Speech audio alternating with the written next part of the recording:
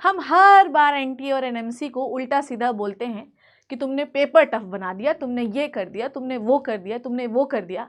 पर आज एक एनएमसी के डिसीजन ने शायद मेरा सीना जो है वो गर्व से चौड़ा कर दिया और मुझे बहुत खुश कर दिया। और मैं गारंटी मानती हूँ कि तुम्हें भी ये सुनकर बहुत अच्छा लगेगा। हालांकि ये वीडियो जो है ना, ये तुमसे छुपा लेती मैं और तुम्हें बताती नहीं, पर वो बहुत गलत होता, क्योंकि तुम्हारा जानना ना ये हक है तुम्हारा। एनएमसी की वेबसाइट पर आज एक नोटिफिकेशन आया जिसमें 4 लोगों का मेडिकल लाइसेंस कैंसिल कर दिया गया। वो इंडिया में प्रैक्टिस कर ही नहीं सकते हैं, मेडिकल डिग्री रद्द हो चुकी है एज अ डॉक्टर कहलाने के, ना तो वो अब लायक है ना तो अब कहलाएंगे। बीते दिनों दिल्ली में जो भी हरकतें हुई हैं, जो भी एक्टिविटीज हुई जिसमें 10 से ज्यादा लोगों की जानें चली गई और पूरा भारत देश उसमें शोक में डूबा हुआ है। पूरे भारत देश के अंदर लोगों के अंदर दहशत है कि कौन अपना कौन पराया वाली कंडीशन चल रही है बच्चों। तो अब एनएमसी ने डिसीजन लिया, क्योंकि जो लोग इन्वॉल्व थे, जैसा हमें बताया जा रहा है, क्योंकि हम न्यूज़ पर ही भरोसा करते, वो चारों डॉक्टर्स थे।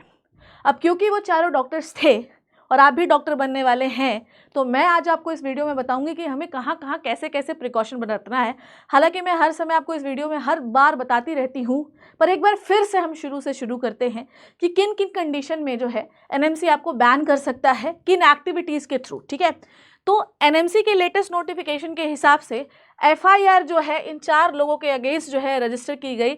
Doctor Muzaffar, doctor Adeel Ahmed, doctor Muzammil Shakir और डॉक्टर शाहीन सईद। ठीक है, इसमें 2 गवर्नमेंट्स का इन्वॉल्वमेंट था। ठीक है, और पहली गवर्नमेंट है Jammu and Kashmir, done brilliant job. ठीक है, और दूसरी आपकी उत्तर प्रदेश पुलिस। इन दोनों ने इन्वेस्टिगेट करके, क्राइम ब्रांच ने इन्वेस्टिगेट करके सेंट्रल को सबमिट किया और सेंट्रल ने सबमिट किया एनएमसी को। एनएमसी ने डिसाइड किया कि इन चारों का जो लाइसेंस है वो रद्द कर देना चाहिए। जो आपका एक्ट होता है दैट इज यूएपीए। ठीक है, दैट इज यूएपीए। इस एक्ट के दौरान अगर किसी भी प्रकार की ऑफुल एक्टिविटी होती है जो कि पब्लिक के लिए ऑफेंसिव है, अच्छी नहीं है, ठीक नहीं है, ऐसे डॉक्टर्स को हमारे समाज में रहने का हक नहीं है। आज आपको बताती हूँ कि एनएमसी किन किन कंडीशंस में आपको बैन कर सकता है। सबसे पहले, अगर आप एमबीबीएस कर रहे हैं और अगर आप किसी ब्राइबरी एक्टिविटी में, किसी घूस वाली एक्टिविटी में फंस जाते हैं तो एनएमसी आपको बैन कर देता है। अब आप प्रैक्टिस नहीं कर सकते हैं। ठीक है, आपका मेडिकल लाइसेंस कैंसिल हो जाएगा। अब आप डॉक्टर हो भी तो उसका कोई मतलब नहीं है। अगर आपने कोई ऐसी एक्टिविटी पेशेंट के साथ कर दी जिससे पेशेंट की जान चली गई या उसके जान को खतरा हो गया, आपका डॉक्टरी लाइसेंस जो है वो कैंसिल कर दिया जाएगा। और किसी भी प्रकार की ऐसी एक्टिविटी जो पब्लिक के लिए ऑफेंसिव है और पब्लिक के लिए ठीक नहीं है, अगर आपने वो कर दिया तो आपको एनएमसी बैन कर देगा। और ये एक बहुत बड़ा डिसीजन होता है। सिर्फ इन 4 लोग, इनका तो, इनके वर्क के बारे में तो हम बात ही नहीं कर रहे और शायद हम करना भी नहीं चाहते और हमें करना भी नहीं चाहिए। ठीक है, इन्हें बैन किया गया। इस एक्टिविटी को आप आज तक में हर न्यूज़ चैनल में आप देख सकते हो, मैं इसके बारे में डिस्कस भी नहीं करूंगी। पर ऐसा नहीं कि सिर्फ बीते सालों में यही जो है बैन किए हैं। ऐसे बहुत सारे डॉक्टर्स हैं बेटा जो समय समय पर बैन हुए हैं। जैसे कि ये जून का आर्टिकल मैं आपको दिखाती हूँ। जून में 4 डॉक्टर्स को जो है ब्राइबरी एक्टिविटी में इन्वॉल्व पाया गया और उनका मेडिकल लाइसेंस कैंसिल करने के साथ साथ 6 और मेडिकल कॉलेज के ऊपर सवालिया निशान उठे और उनकी 25 से 26 के बीच में, ध्यान से सुनिएगा, 25 और 26 सेशन में उनको कोई नई सीट नहीं मिली और उन्होंने कहा कि 26 के बाद डिसाइड करेंगे कि तुम्हारे कॉलेज में सीट ऐड होनी है नहीं होनी है। कई बार इन सब एक्टिविटीज़ की वजह से वहाँ पे पढ़ने वाले जितने भी बच्चे होते हैं उनके ऊपर सवालिया निशान हो जाते हैं और हो सकता है ऐसा कि उस साल के बैच के सारे स्टूडेंट्स का मेडिकल लाइसेंस जो है वो कैंसिल हो जाए या वो डॉक्टर ना बन पाए। इसमें तुम्हें क्या करना है, ध्यान से सुनना मेरी बात। पहले एक और लिस्ट दिखाती हूँ, दैट इज़ वेरी इंपॉर्टेंट, और मैं चाहती हूँ कि ये सब चीज़ें आप जो जानिए। ठीक है, तो ये देखिए 4 जो है मैंने आपको बता दिया क्या है। ये मेडिकल एथिक्स के ही खिलाफ है।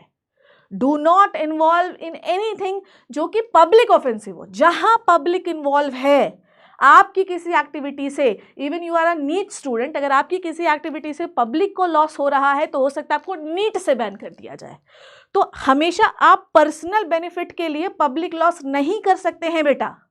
ठीक है, इसीलिए कहती हूं कि किसी भी चीज में कोई भी अननोन टेलीग्राम ग्रुप, कोई भी अननोन व्हाट्सएप ग्रुप, कोई भी अननोन चैट, कोई भी अननोन पीडीएफ आपको ज्वाइन नहीं करना है, नहीं खोलना है। बहुत सारे लोग आपको लिंक देते हैं, खोल लो लिंक, नहीं, कई बार हम होते नहीं और फंस जाते हैं। तो बेटर ये है कि आप एज अ बच्चे ये करेंगे, कोई भी अननोन चीज हमको भेजता है तो कोई आपका दोस्त भेजता है तो 10 बार वेरीफाई करिए अपने फोन में खोलने से पहले बेटा। ठीक है, हम सब सर्विलेंस में है सरकार के, ये बात याद रखिएगा हमेशा। ठीक है, नेक्स्ट जो है, बीते सालों में देखिए हमको ऐसा लगता है सिर्फ ये हुए, ये this is the list of doctor जो कि ब्लॉक हो चुकी है, अब ये डॉक्टर नहीं कहलाएंगे, ये अलग अलग एक्टिविटीज है बेटा, अलग अलग एक्टिविटीज है।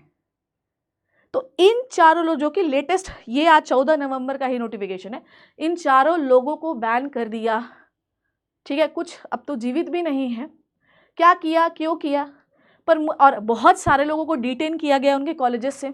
इस कॉलेज को, जिस कॉलेज में वो पढ़ते थे, उसको 2014 में मान्यता प्राप्त थी। वो एक मुस्लिम कॉलेज था जिसमें ज़्यादातर बच्चे मुस्लिम पढ़ते थे, और बहुत सारे बच्चों पे सवालिया निशान खड़े हैं। इन 4 लोगों की वजह से बाकी सब लोगों को भी सफ़र करना पड़ रहा है।